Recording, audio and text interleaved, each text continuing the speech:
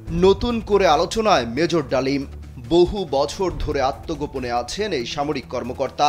রোববার রাতে প্রবাসী সাংবাদিক ইলিয়াস হুসাইন তাকে নিজের ইউটিউব চ্যানেলে লাইভে নিয়ে আসেন। সেখানে দীর্ঘ 2 ঘন্টা 3 মিনিটের আলোচনায় মেজর ডালিমের স্ত্রীকে অপহরণ সহ বিভিন্ন ইস্যু উঠে আসে। তুলে ধরেন তার স্ত্রীকে কারা কিভাবে অপহরণ করে আর কিভাবেই তারা রক্ষা পান। সাক্ষাৎকারে মেজর ডালিম বলেন তার খালাতো বোন তাহমিনার বিয়ে ঠিক হয় কর্নেল রেজার সাথে। ঢাকা লেডিস ক্লাবে বিয়ের আয়োজন করা হয়, সেখানে জিয়াউর রহমান সহ সবাই হাজির হয়েছিলেন।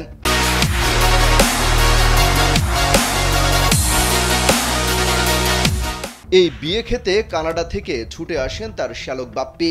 তার চুল একটু বড় ছিল, পেছনের চেয়ারে বসেছিল ঢাকা জেলা আওয়ামী লীগের সভাপতি ও রেড ক্রসের চেয়ারম্যান গাজী গোলাম মোস্তফার ছেলেও। সে তার শ্যালকের চুল ধরে টানে, এতে বিরক্ত হয়ে উঠে যেতে বলেন গাজীর ছেলেকে। এরপর বিয়ের আয়োজন ঠিকঠাকই চলছিল।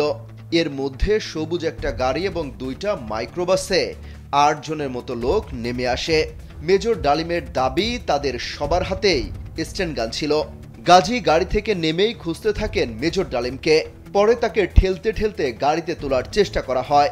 সেই সময় মেজর ডালিমের স্ত্রী নিম্মি এগিয়ে এসে বলেন তার স্বামীকে একা নেওয়া যাবে না, তাকেও সাথে নিতে হবে।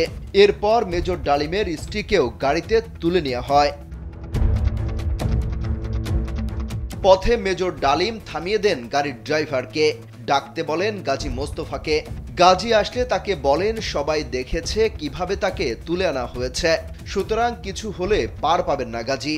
এরপর গাজী কিছুটা চুপসে যান এই কথা শুনে। গাড়ি ঘুরিয়ে নিয়ে যাওয়া হয় 32 নম্বরে, সেখানে তাদের বাইরে রাখা হয়। এক পর্যায়ে ডেকে নেওয়া হয় তাদের। ভেতর থেকে বেরিয়ে আসেন শেখ মুজিব, তার ছেলে শেখ কামাল এবং শেখ মুজিবের স্ত্রী। সেখানে গাজী মোস্তফাকে মাপ চাইতে বলা হয় মেজর ডালিমের স্ত্রী নিম্মির কাছে, কিন্তু তাকে ক্ষমা না করে আল্লাহর কাছে বিচার দেন নিম্মি। পরে মেজর ডালিমের স্ত্রীকে উপরে নিয়ে যাওয়া হয়।